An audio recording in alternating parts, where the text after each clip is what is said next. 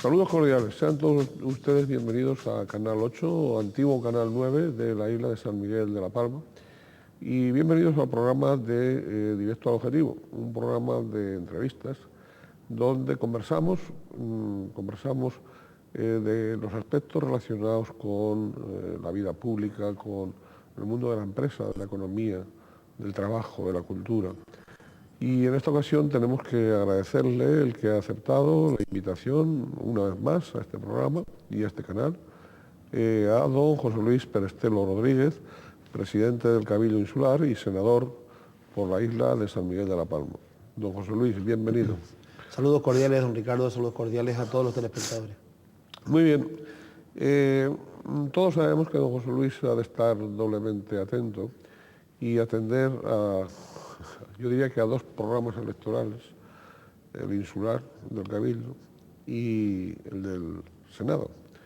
Bien, empecemos, si le parece a usted bien, por el programa de la Cámara Alta, el programa electoral, el programa que a usted le llevó al Senado en las últimas elecciones generales. Don José Luis, usted básicamente, ¿qué prometió y cómo lleva los compromisos legislativos que contrajo con el electorado? Bien, fundamentalmente yo creo que lo que yo me comprometí en la isla de La Palma era un objetivo fácil de conseguir. Al final era un planteamiento, era una filosofía diferente de ver el Senado como Cámara de Representación Territorial. El planteamiento que realizamos nosotros desde Coalición Canaria en La Palma era: si el presidente del Cabildo tiene que preocuparse cada día como único objeto de su trabajo, mejorar las condiciones de vida de toda la sociedad palmera, trabajar por mejorar la calidad de vida, trabajar para que se cumplan los objetivos sociales de todos los palmeros, indudablemente el Senado le permite la posibilidad de poder participar, de llegar con esas preocupaciones al marco del gobierno, del Estado, a los ministerios. Luego, es cierto, y lo he manifestado públicamente, que el Senado me ha permitido cumplir ese objetivo, es decir, poder abrir las puertas de los ministerios al presidente del Cabildo de La Palma, que tiene que transmitir y recabar el apoyo institucional del Estado para los proyectos de desarrollo de la isla. Y después, yo decía siempre que tenía que cumplir otro objetivo, que era cuando esas puertas no se abrían a través de las posibilidades que ofrece la Cámara Alta en las sesiones de control del Gobierno, poder interpelar públicamente al Gobierno para que dé cuenta a la ciudadanía de por qué no se están resolviendo esos déficits que tiene todavía la isla. Y luego, por supuesto, en el marco legislativo, y eso la verdad es que es lo menos que he podido hacer, porque indudablemente el tiempo del Cabildo me impide muchas veces dedicar todo el tiempo al proceso legislativo, no ya en pleno, sino precisamente en comisión. Yo siempre decía que había que estar pendiente para que las leyes que emanen del Senado tengan el sello y sobre todo la singularidad de un territorio alejado como es la isla de La Palma. Eso la verdad que lo hemos conseguido muy poquitito, es difícil de conseguir, yo pensaba que era más fácil de conseguir, es difícil de conseguir, pero además si uno no está a tiempo completo, es más imposible casi de conseguir. Sí, de todas maneras, aunque no estén a tiempo completo, sí que parece ya una constante, porque usted no es el único presidente de Cabildo que a su vez es senador. Hay otros, está pues el presidente del Cabildo de Tenerife, don Ricardo Melchor, a su vez senador, don Casimiro Curbelo, el presidente del Cabildo de La Gomera, senador. Y lejos de, parece ser que lejos de representar un obstáculo, aunque suponga siempre alguna pérdida, entre comillas, de tiempo en la Cámara Alta, sin embargo, los beneficios siempre son mayores que los perjuicios, ¿no?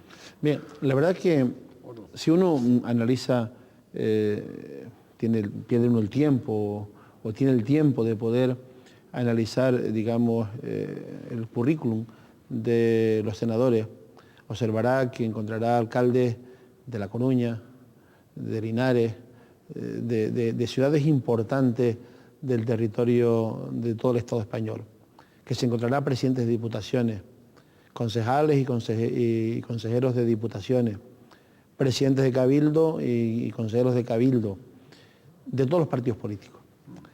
Y lo cierto es que eso lo que me hace una reflexión Cuando nosotros planteamos en la isla de La Palma como un objetivo a conseguir la conveniencia de que el presidente del Cabildo coincidiera con el Senado, otras fuerzas políticas pues nos decían que era absolutamente imposible compatibilizar esos dos cargos institucionales. Y luego uno observa que de todos los signos políticos en todo el territorio del Estado existen la compatibilidad. Es, digamos, es muchísimo, infinitamente mayor la compatibilidad. Estoy convencido que el 80, el 90% de los senadores tienen a su vez responsabilidades en otras administraciones, fundamentalmente porque el Senado nos permite eso, es un apoyo institucional precisamente para mejor gestión en aquello que debe ser el objetivo fundamental, que el que es alcalde es el alcalde, en mi caso es el presidente del Cabildo. No lo de vueltas, incompatibilidad para los demás y compatibilidad para uno mismo, ¿no?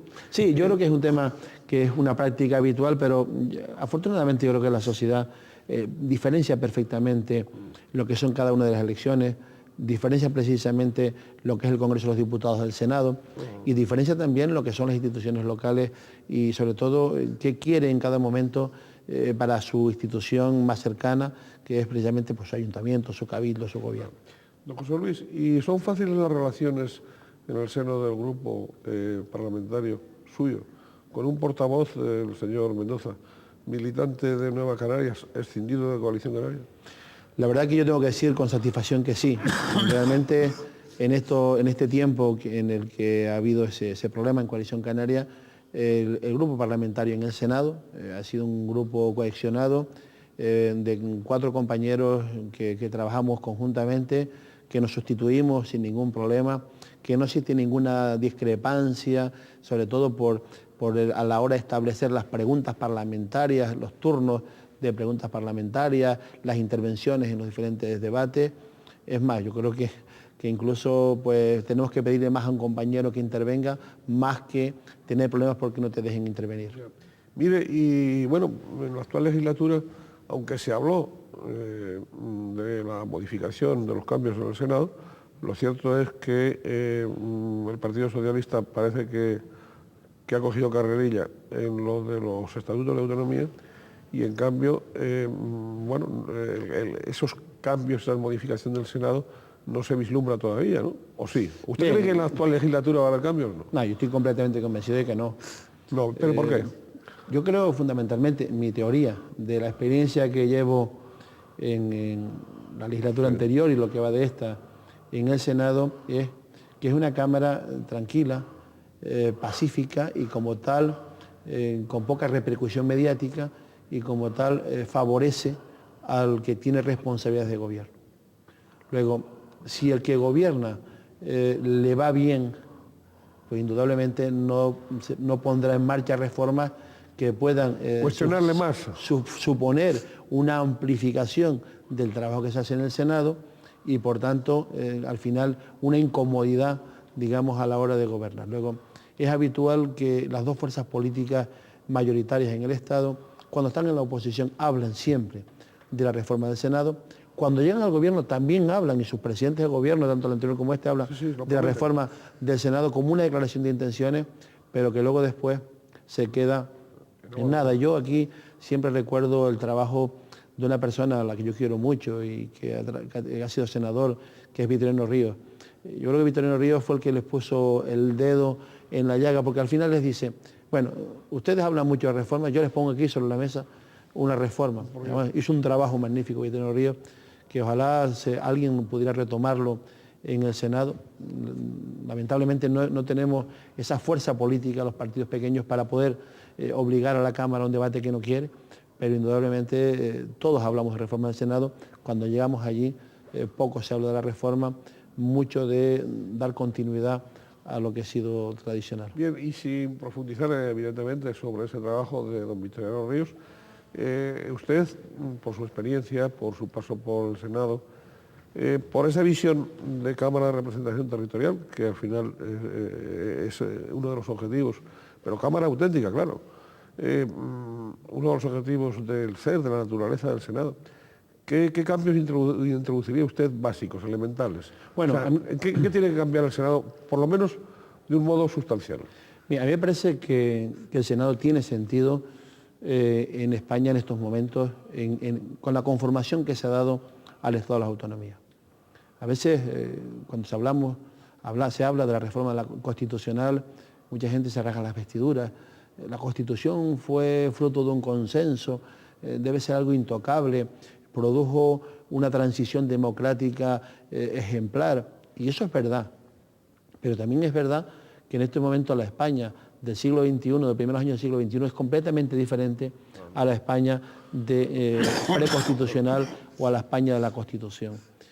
La Cámara Territorial, con unas autonomías tan fuertes, con tantas competencias y con el incremento de competencias que se está produciendo en estos momentos en las diferentes autonomías, tiene mucho sentido como cohesión del Estado. Es decir, las políticas de financiación de las autonomías tienen que debatirse en el Senado. Las políticas de financiación de la sanidad, de la educación, tiene que ser el foro donde los presidentes autonómicos con el gobierno se sienten a hablar en presencia de unos representantes de los diferentes territorios que tienen en cada momento la representación de ese territorio. Por eso, una de las primeras reformas que yo haría en el Senado es que se debe renovar no cuando el presidente del gobierno disuelve las cámaras, sino cuando se producen las renovaciones de los gobiernos autónomos. Cuando se producen las elecciones autonómicas, debiera elegirse también los senadores que representan a esos territorios. Quisiera coincidir en las elecciones, los comicios. Yo lo haría coincidir con las elecciones al Parlamento de Canarias, a los cabildos, a los ayuntamientos en el caso de Canarias. Y que el presidente del gobierno, cuando disuelve la Cámara, disuelve el Congreso de los Diputados, porque al final el Congreso de los Diputados es el que va a elegir el presidente del gobierno. Luego no tiene sentido que el Senado se disuelva cuando se disuelve el Congreso. Luego serían dos cámaras completamente diferentes que tienen, yo creo que, objetivos diferentes, que tienen funciones diferentes y que son cada vez más necesarios el Senado en función, como digo, de ese nuevo marco competencial de las autonomías como espacio para el debate, para el diálogo coherente, transparente, con luz y taquígrafos, como se suele decir, entre gobierno y comunidades autónomas. Antes comentaba usted, con bastante modestia, el papel que dentro del Senado, como presidente del Cabildo, puede lograr, pero también ha matizado y aclarado que siempre hay oportunidades, por lo menos tiene más oportunidades de llegar usted a los ministerios siendo senador que si no lo fuera. Eso está claro. Yo siempre lo digo, si el presidente del Cabildo de La Palma llama a un ministerio, a un secretario de Estado, a un secretario general, a un director general, bien, lo apuntarán allí en la lista de tantas llamadas que reciben un ministerio y cuando le toque. Si un senador llama a un director general, a un secretario de Estado y a un ministro, lo normal es que ese mismo día se le ponga el teléfono. Y en todo caso, que la petición de cita no dure más de 2 o 3 días. Bien, dicho eso, la interlocución con los ministerios del Partido Popular y con los de ahora del gobierno socialista, ¿han mejorado, han empeorado o siguen iguales? Eso depende, yo creo que depende... ¿O depende de los ministerios? Depende de los ministerios, depende de los ministros, depende de los secretarios de Estado, depende de los directores generales. Hay personas con las que tenemos un diálogo fluido, hay personas que te reciben y que intentan por lo menos ponerse en tu problema y echar una mano para poderlo resolver. Hay otros que te escuchan por obligación y cuando te marchas eres plenamente consciente de que no has conseguido nada. Hay otros que a veces los partidos en la isla tienen la tentación de distorsionar también por eso de que en la isla tendremos que vender nosotros partido lo que hace la Administración General del Estado y no la institución, porque yo veo a veces partidos que son muy institucionales, pero cuando están en la oposición pretenden obviar y saltarse la institución y realmente yo tengo que decir con tristeza, porque nosotros yo creo que hemos sido coherentes en el apoyo político, tanto en el Congreso como en el Senado, a este gobierno, como muchas veces vienen directores generales, secretarios de Estado a la isla de La Palma, algún ministro, y obvian la lealtad institucional. Se convierten en hombres de partido y no hombres de Estado, cuando debieran ser hombres de Estado que visitan a una institución y que después hagan todos los actos de partido que quieran hacer, todas las reuniones que quieran hacer, con los colectivos que se quieran reunir, pero lo que no se puede perder nunca es la lealtad institucional. Las instituciones deben estar por encima de los responsables políticos. Y yo tengo que recibir, me guste o no me guste, a quien sea un ministro, a quien sea un secretario de Estado, un director general, y ellos también, si van a La Palma, les guste yo o no les guste, tienen que tener también la obligación de por lo menos ser leales con la institución. Eso es incuestionable. Mire, y bueno... Esto pareciera que no hubiera que decirlo en televisión, porque parece normal, pero no ocurre. No ocurre, por lo tanto hay que decirlo. Se dice porque no ocurre. Es una novedad, es algo insólito, algo que no es normal, y no es normal en las relaciones democráticas, en las relaciones institucionales, tal. O sea que quedamos en que más que la interlocución, más que del color político, depende al final de las personas. Y yo creo que del nivel también de apoyos y de compromisos. Claro. No olvidemos que siempre hay un compromiso político de la fuerza política con quien gobierna o quien está en la oposición en momentos determinados, que lleva también a una serie de compromisos que se tienen que cumplir. Bien, antes de que acabe la legislatura, ¿usted acaricia alguna iniciativa que tenga en cartera? Yo fundamentalmente me gustaría que aquellas que hemos tomado, verlas culminadas. ¿Cuáles? A mí me parece que para nosotros es fundamental el tema de las comunicaciones. Yo creo que hemos avanzado mucho y esa presión constante que estamos haciendo en el Senado con preguntas, con interpelaciones, está consiguiendo mejorar el tema del transporte, tanto aéreo, marítimo es competencia de Canarias, pero sobre todo el tema aéreo. En el tema marítimo, en una isla como La Palma, que depende de la agricultura, nadie en el mundo entiende que no tenga un puesto de inspección fronteriza.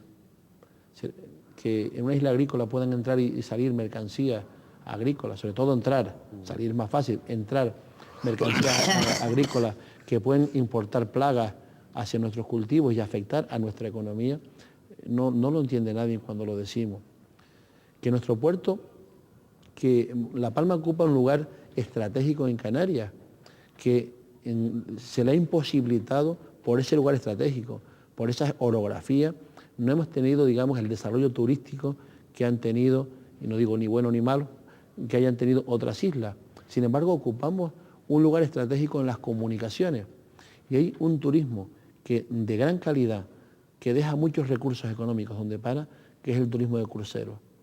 El turismo que pasa al Atlántico cada día es el puerto natural, es el puerto de Santa Cruz de La Palma o ahora el puerto de Tazacorte para poder tocar, pero no pueden entrar en La Palma si no vienen de un país comunitario.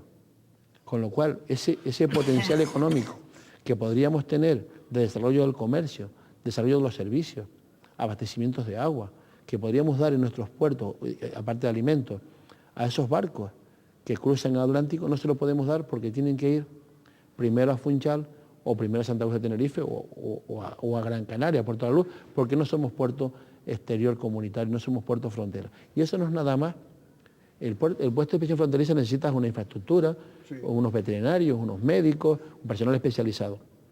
Puerto frontera es un control policial, una ventanita, una mesita con unos oficiales de Policía Nacional sellando los pasaportes. Yo creo que esas cosas, yo espero que lo podamos conseguir. ¿Eso depende de la política del Estado? Bien, depende de la política del Estado y depende ya de la Unión Europea.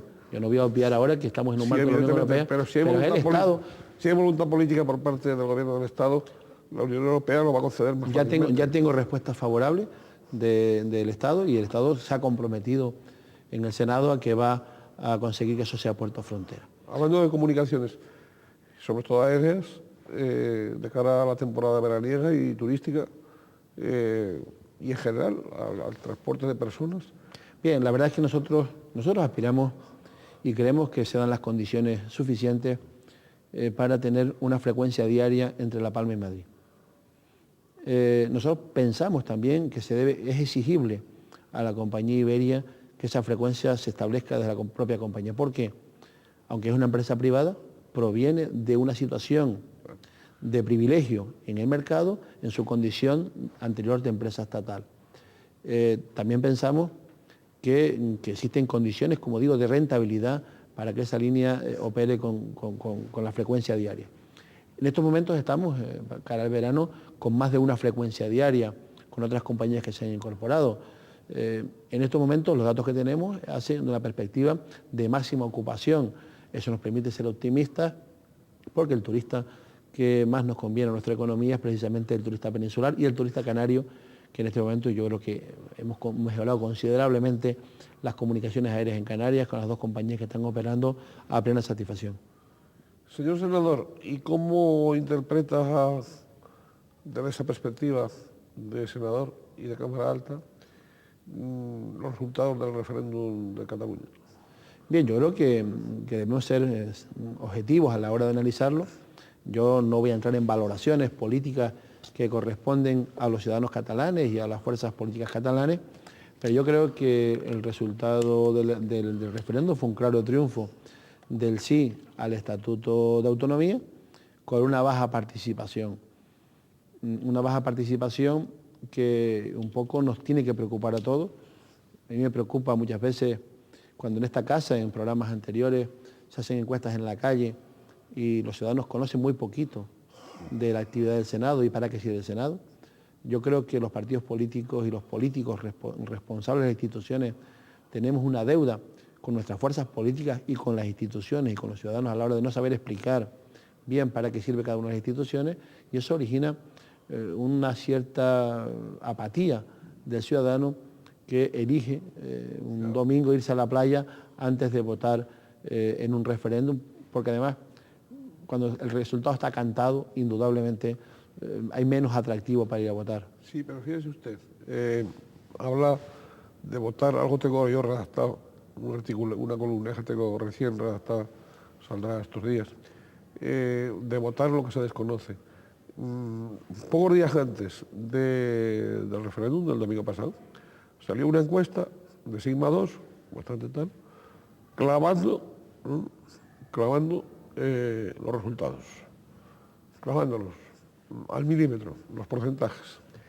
Pero también decía que el 75% de los catalanes, 75%, o no conocían o conocían poco el referéndum, poco.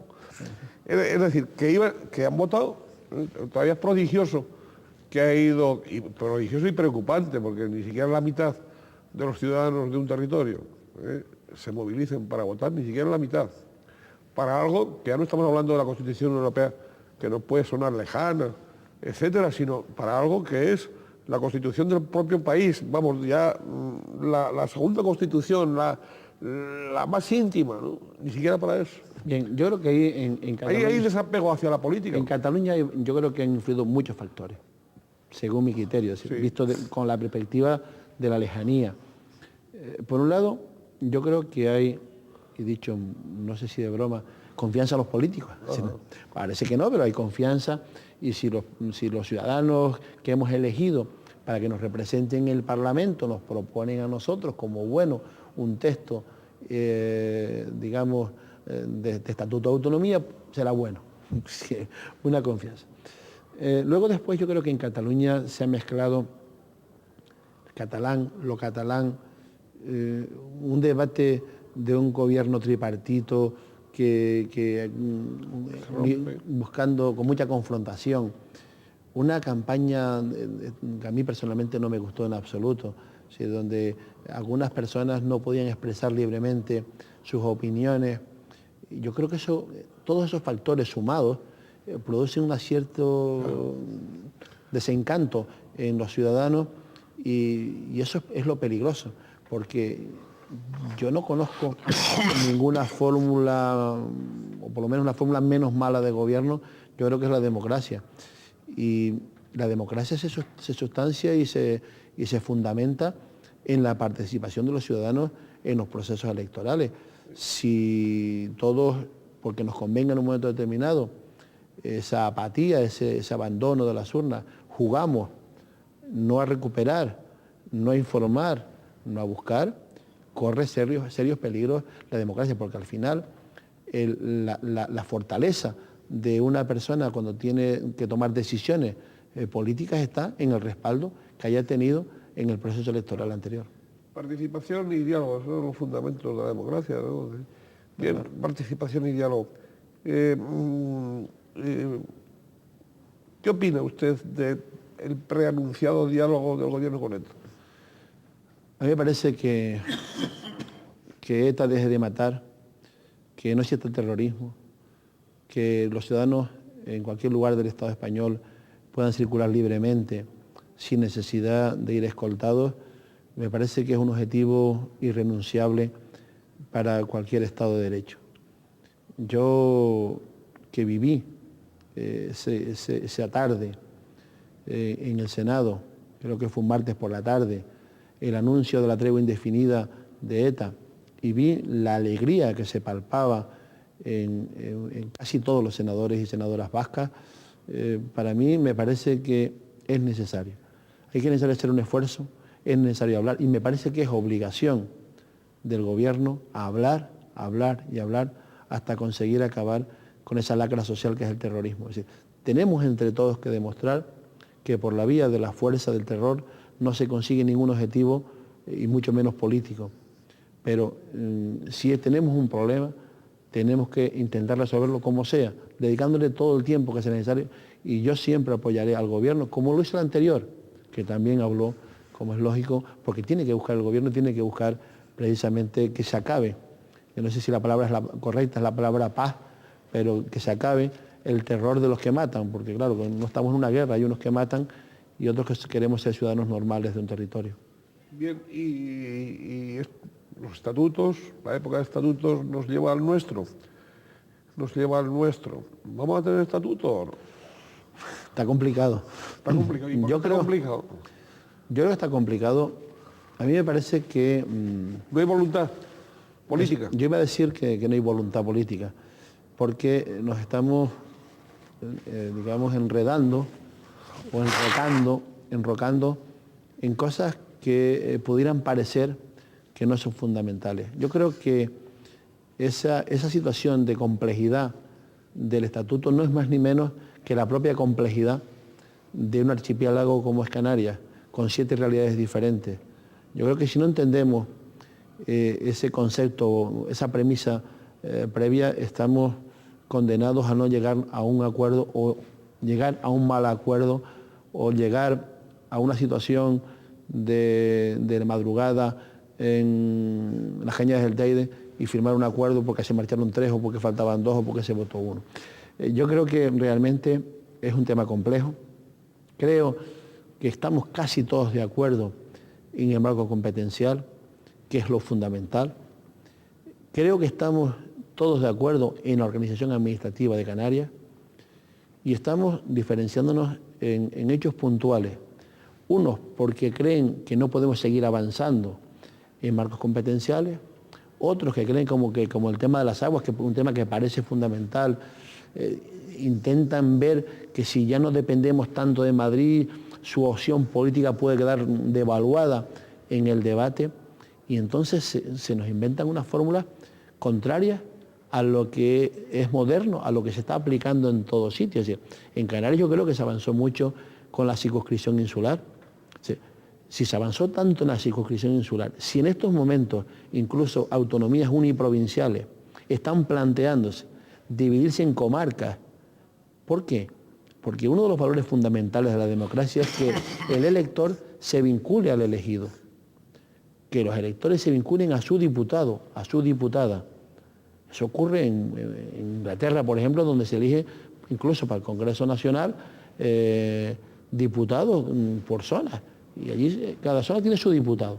Entonces, yo creo que en este momento plantearse por un debate de pleito la necesidad que en Canarias, porque somos menores de edad o porque somos diferentes, es necesario que alguien nos tutele con una lista de ámbito archipelágico o regional, yo creo que significa caminar atrás. Pero claro, si yo lo digo así, estoy también enrocándome yo en un planteamiento que hace inviable el diálogo. Yo soy partidario del diálogo siempre, lo decía antes, pero yo creo que debemos centrar el diálogo en los objetivos fundamentales. A mí me parece que desvirtuar, porque yo digo, ha sido negativo para estos años de autonomía la triple paridad. Ha sido negativo para el desarrollo de la autonomía. No es verdad que hace unos años las islas periféricas, las islas menores, estábamos peor tratadas que en estos momentos. El trato mejor que se ha podido conseguir para las islas periféricas o menores ha sido negativo en el desarrollo de Canarias. Yo creo que no, que no ha producido ningún efecto perverso el sistema electoral canario. Entonces, ¿por qué lo vamos a cambiar? Porque uno, por matemática electoral, piensa que le va a beneficiar. Si al final los resultados electorales son muy similares. Usted sí que está de acuerdo con la bajada de los topes. Sí, por supuesto. A mí me parece que los topes tienen que ser iguales para todos. En estos momentos los topes que están son perversos, porque se puede presentar un grupo de personas en Tenerife o Gran Canaria y no en La Palma, Gomera y Hierro, luego ya está, estamos diferenciando. ¿Por qué? Porque alcanzar el mínimo regional desde una lista en Tenerife o Gran Canaria es fácil. Incluso, yo digo, si la circunscripción es insular, tope insular y el que pongamos para todos igual. Me parece que sería el procedimiento. Pero yo creo que hay que bajarlo, efectivamente. Bien, ¿y la lista regional? ¿Dentro de coalición, dentro de su propio partido, o hay también, parece ser que están dispuestos a ceder a la lista regional? Porque sí, porque es lógico. Por eso que decía yo antes, porque no digan que yo no quiero el estatuto y porque me enroco en la lista insular, porque también hay un debate social, fundamentalmente mediático, en las dos islas capitalinas, y yo entiendo a mis compañeros en Tenerife o Gran Canaria cuando son víctimas también de ese debate, de esa presión, que dicen, no, porque las pequeñas, porque nosotros somos más. Pero yo creo que si ese debate lo planteáramos seriamente en Canarias... Eso lo podríamos solucionar, porque vamos a ver, el pretexto, digamos, fundamental es, o ha sido, la desproporcionada representatividad. Bueno, pues, auméntese el número de diputados y asígnense los diputados a las dos islas de más población. Yo, de verdad, yo no sé si me explico. Sí, perfectamente. Yo no creo que sea necesario incrementar el número de diputados del Parlamento de Canarias en estos momentos. Tenemos 60 y me parecen suficientes. Ahora bien, si existe, que yo no creo que exista esa alarma social, si yo no creo que en Tenerife estén los ciudadanos muy preocupados por solo tener 15 diputados y que La Palma tenga 8. Yo estoy completamente convencido que es más un debate a nivel de representantes públicos y de medios de comunicación que de la propia ciudadanía. Es decir, no creo que exista un clamor en Tenerife demandando más diputados. Pero si fuera así, pues yo creo que es mucho mejor incrementar los diputados de Tenerife o Gran Canaria que no cambiar a otro tipo de circunscripciones que no favorecen la relación directa del elector con el elegido. Claro. Pero al final parece ser que va a ir la lista regional. Y bien, pues, ahí se debaten. Incluso, y ahí va a tragar Coalición Canaria. Bien, dígase el término de tragar en sentido metafórico. Bien, sin ningún ánimo. Yo creo que lo entendemos todos en el diálogo que estamos hablando, en ese debate. Es decir, a mí no me gusta. Tengo mis argumentos, que son los que he expuesto. Nosotros en La Palma y en Canarias permanentemente hemos defendido. Yo siempre incluso he defendido organizaciones de partido donde las islas estén de igual a igual en lo que son los órganos de dirección de ese partido. Yo siempre he dicho que mi partido ideal en Canarias tiene que tener una representación de 7. Si hay un órgano mínimo es de 7. Si es otro órgano mayor es de 14. Y si es mayor de 21. Y si es mayor de 28. Múltiplos de 7. Es decir, que cada isla tenga la misma representación. Y sobre todo en una opción política, donde sí se tendrán que producir votaciones, porque es una organización democrática, pero donde el objetivo tiene que ser el consenso, trabajar todos para conseguir los mejores objetivos. Y yo creo que en Canarias no se hace necesaria, no es necesaria, no ha producido efectos perversos, más bien todo lo contrario, el actual sistema electoral, y si de verdad existiese una demanda social, que yo no la veo, que se incrementen los diputados en Tenerife o en Gran Canaria, pero que no se cambie un sistema que es atractivo para el elector porque se vincula directamente el elector con el diputado o diputada que se elige. En todo caso sería lamentable que el estatuto saliese sin el consenso Eso sí debido, que no es bueno. No es bueno, pero bueno, yo siempre digo también que democracia es vivir en el disenso también. Cuando uno no... su opción o su manera de ver las cosas no es mayoritaria, uno debe aceptar que hay otras posiciones mayoritarias que hay que compartir, y uno lo que tiene que traer trabajar por la vía pacífica para intentar convencer a los demás para que vayan a su filosofía, que yo no digo que nadie renuncie a su filosofía, sino que la democracia también es vivir en el disenso, en no compartir una opinión y sin embargo ser capaces de tomarnos un café juntos y trabajar juntos por defender los intereses generales sobre los particulares. Usted también está en el disenso cuando dentro de Coalición Canaria se excluyen las candidaturas presidenciales de políticos que no sean de Tenerife y Gran Canaria. Por supuesto, yo creo que no solo estoy en la teoría, sino también en la práctica. Es decir, cuando Coalición Canaria ha sido un proyecto ilusionante para Canarias, de verdad. Yo estoy completamente convencido que ha sido un gran proyecto político en Canarias, pero que hemos cometido errores de bulto fundamentalmente porque yo creo que tenemos un conjunto de personas en las instituciones con capacidad, con mucho tiempo, mucho trabajo, trabajan muchísimas horas y poco tiempo a lo que es la organización de un partido político. Es decir, yo creo que un partido político tampoco se puede hacer desde el gobierno, hay que empezar desde abajo, ir haciendo los cimientos bien fuertes para que luego no tenga problemas. Entonces, se ha planteado el debate siempre que si tiene que ser un candidato, otro candidato a la presidencia del gobierno, y nos producimos nosotros mismos los debates internos. El deterioro más importante de Coalición Canaria en estos años se ha producido por debates, falsos debates que se han producido entre nuestros principales dirigentes. Si en un momento determinado Román Rodríguez libremente quiere ser candidato a la presidencia del gobierno, yo creo que tiene todo el derecho del mundo a presentarse como candidato. O Adán Martín. Ahora, si en el momento final, después de un largo debate profundo, con divergencias, con debate, uno es el elegido, no se puede decir, ahora tú como compensación vas de segundo. Yo creo que fue un grave error, porque Román Rodríguez se presenta a las elecciones en Gran Canaria derrotado por Adán Martín dentro de Coalición Canaria. Entonces el elector dice, bueno, si a usted le ganan en su partido, ¿cómo le voy a votar yo? Entonces yo creo que esos debates no se tienen que producir así.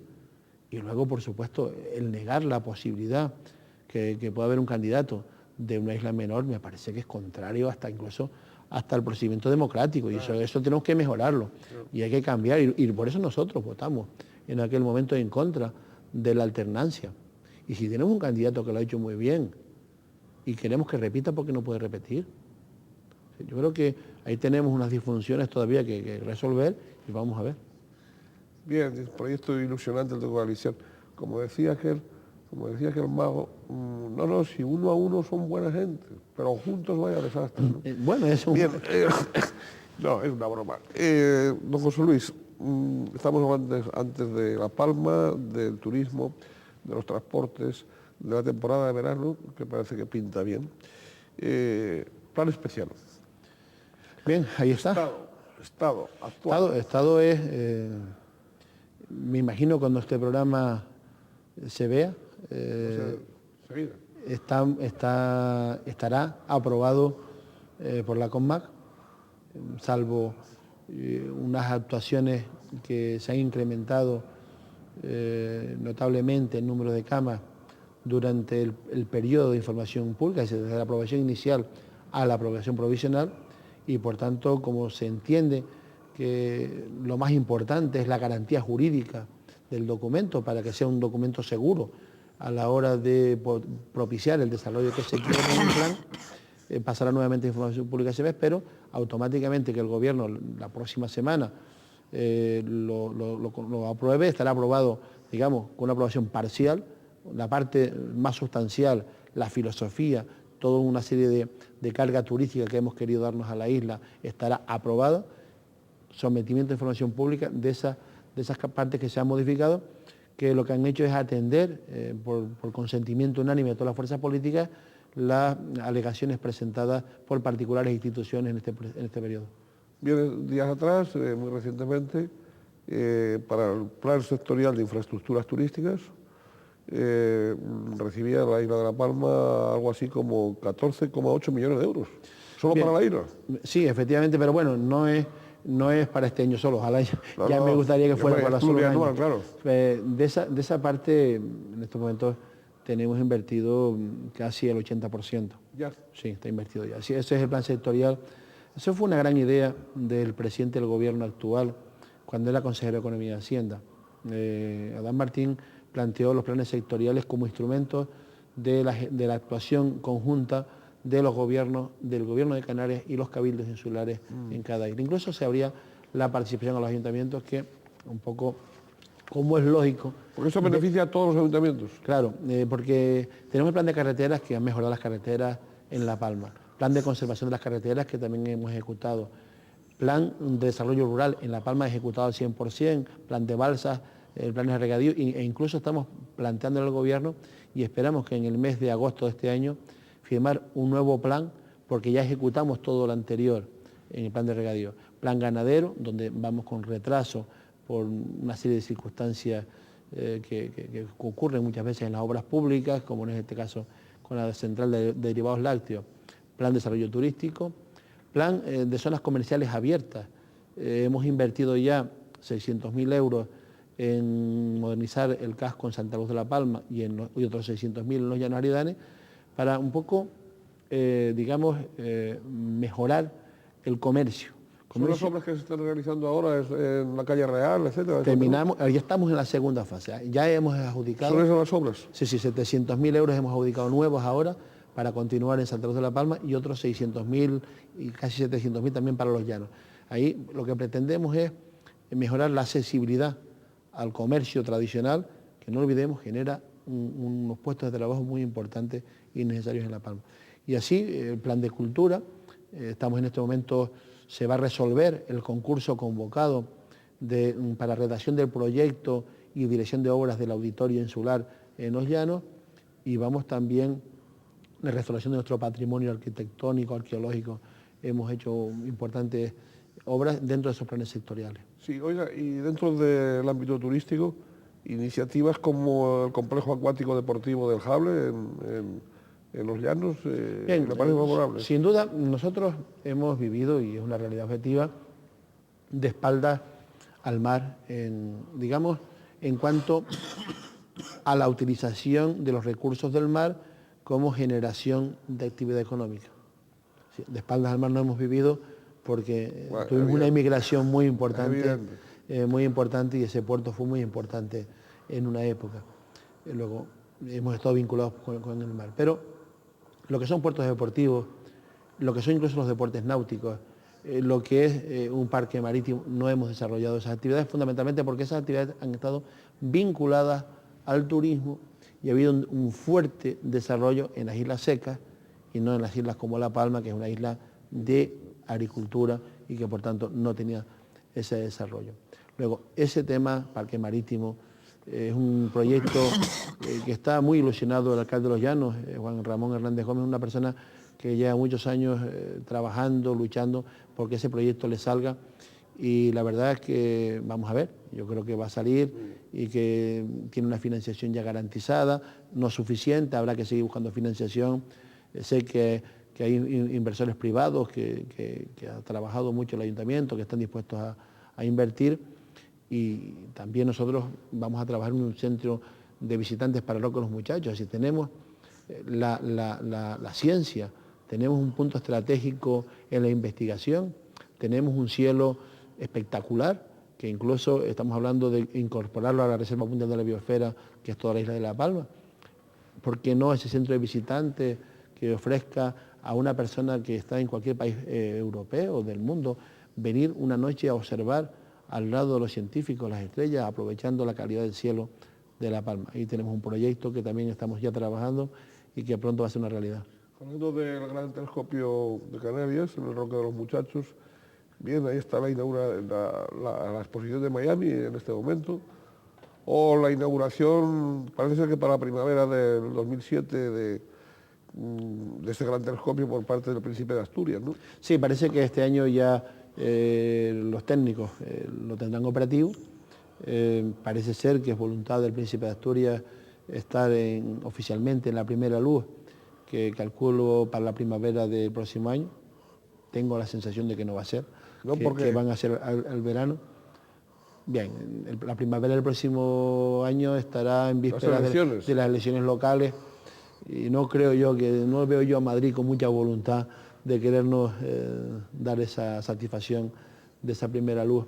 en un tiempo prudencial antes de las elecciones locales. Pero bueno, pero está ya, está terminado.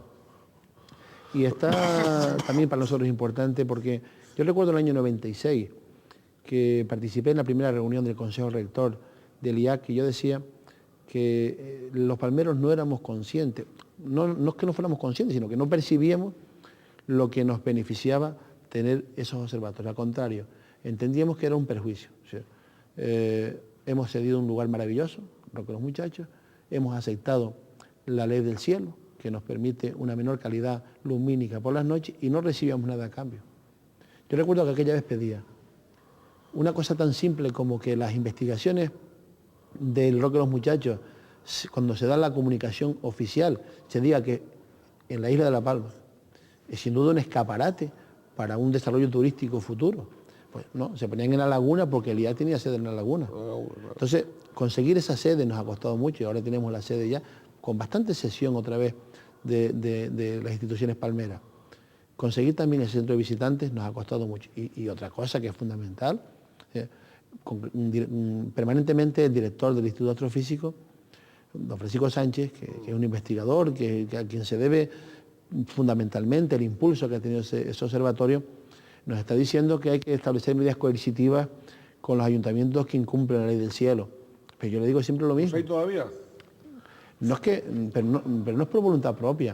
Es decir, adaptar los alumbrados significa un esfuerzo presupuestario que los ayuntamientos no tienen. Vamos, si esa adaptación de alumbrado está en beneficio de la comunidad científica internacional, pues el Estado debe, y el Cabildo se ha ofrecido para colaborar, y el Gobierno de Canarias también, en esta nueva etapa con Marisa Tejedor al frente de Industria, para colaborar, para que se puedan derivar recursos para que los ayuntamientos puedan cumplir con la adaptación. Una vez que le demos recursos a los ayuntamientos para que adapten sus alumbrados, después seremos exigentes a la hora de cumplir con la propia ley. Pero mientras tanto no podemos... Primero hay que poner los medios.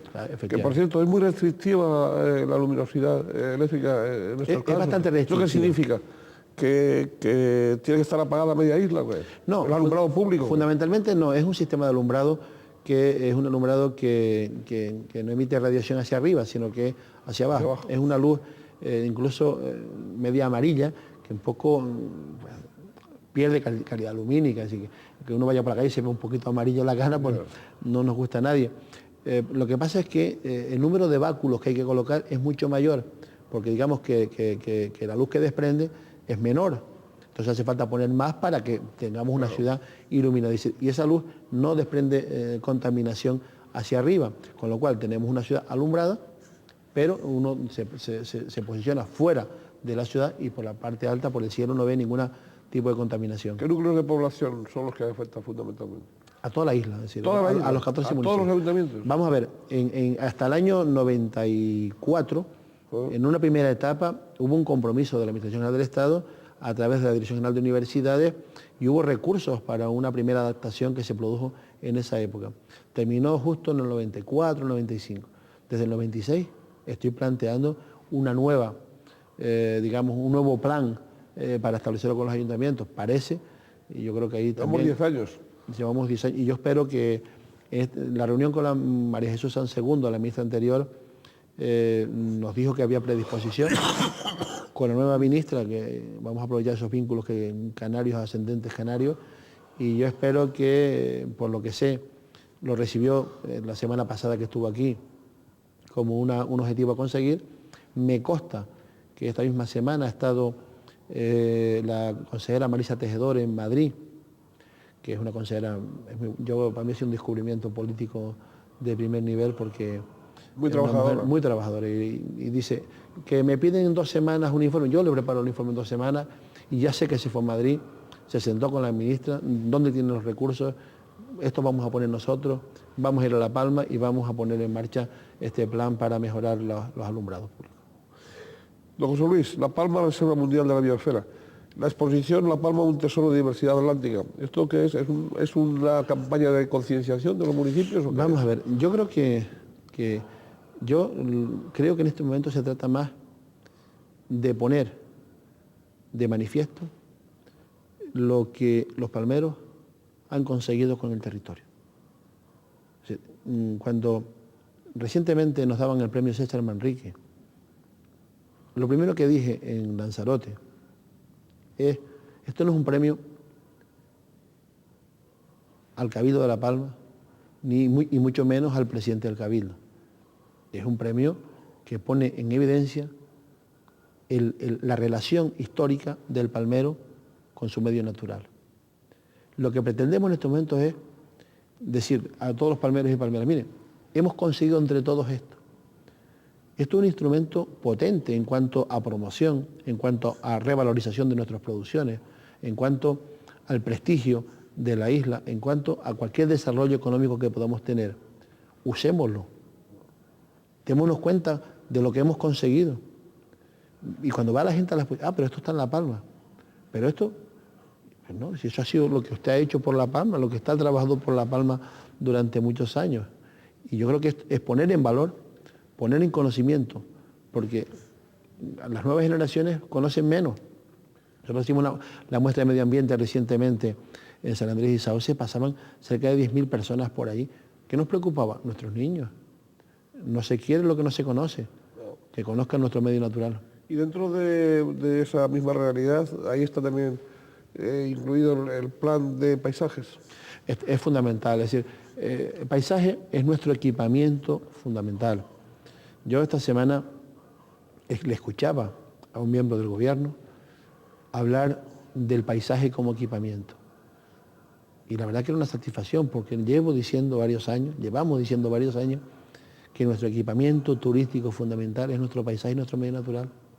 Poner en valor ese paisaje tiene que ser el objetivo fundamental nuestro. Don José Luis, bien, según alguna voz socialista del Cabildo, precisamente, la atención sanitaria en la isla es deficitaria. Se daba el dato de 4,3 camas por cada 1.000 habitantes, mientras la Organización Mundial de la Salud, bueno, pues recomienda entre 8 y 10. Sigue habiendo déficit sanitario. Vamos, por supuesto. Y uno tiene que tener como objetivo, yo lo tengo siempre, el conseguir la mejor calidad de vida y en la calidad de vida, la calidad asistencial juega un papel fundamental. Y en La Palma, donde tenemos una población de mayores muy importante, la calidad asistencial sociosanitaria juega un papel también fundamental, importantísimo. Los palmeros son conscientes de cómo estábamos cuando el gobierno de Canarias recibió las transferencias en materia sanitaria. Cómo estábamos en calidad asistencial, en número de camas y sobre todo en infraestructura.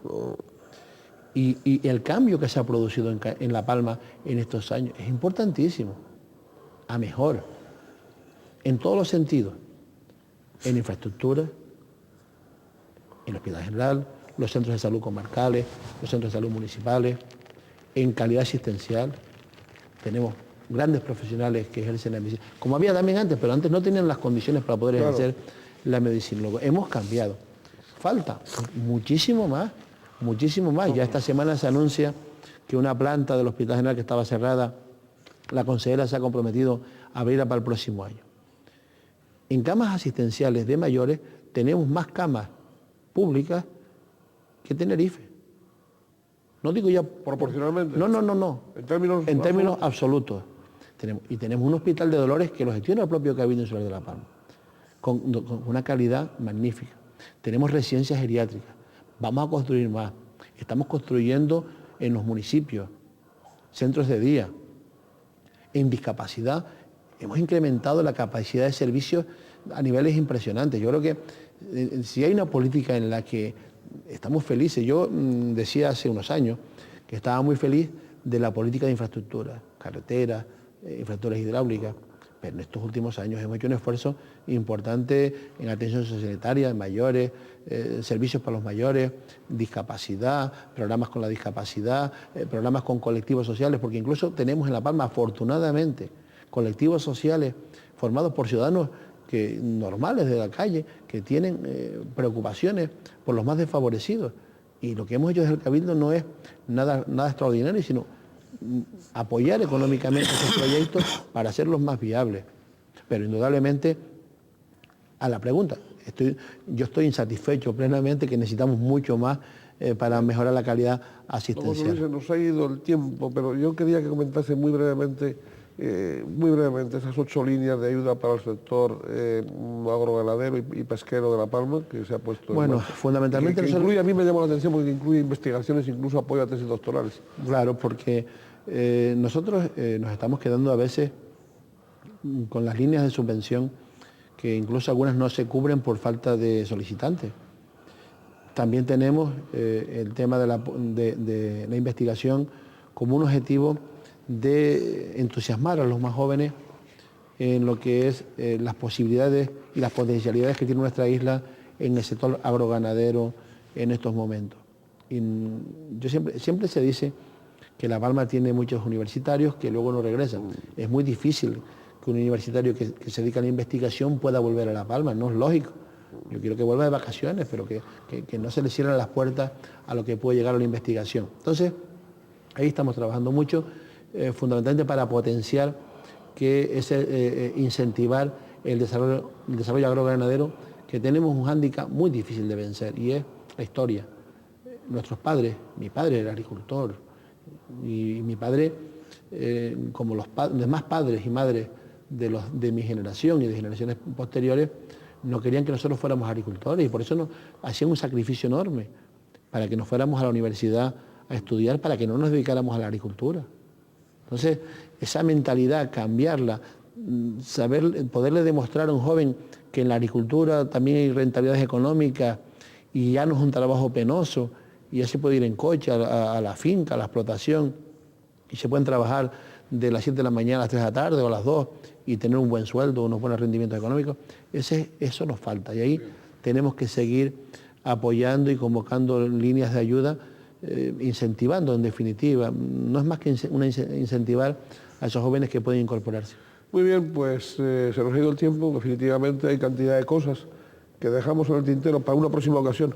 Yo estoy seguro de que no tardando mucho, y por supuesto antes de los comicios, estaremos otra vez. Usted aceptará la invitación de Canal 8 y de este programa, estoy seguro. Y bueno, sí quiero agradecerle pues su predisposición, siempre tan amable, hacia el canal, hacia este aprendiz de periodista. ¿Usted quiere agregar algo más? Bien, me quedé con ese del final. Es el final siempre que una persona...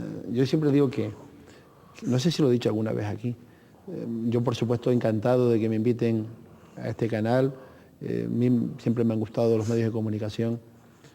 Siempre digo, una de las posibilidades, de las cosas que me ha dado, son muchas cosas, el honor de ser presidente de todos los palmeros, pero estar en la actividad pública es conocer a personas que uno admira.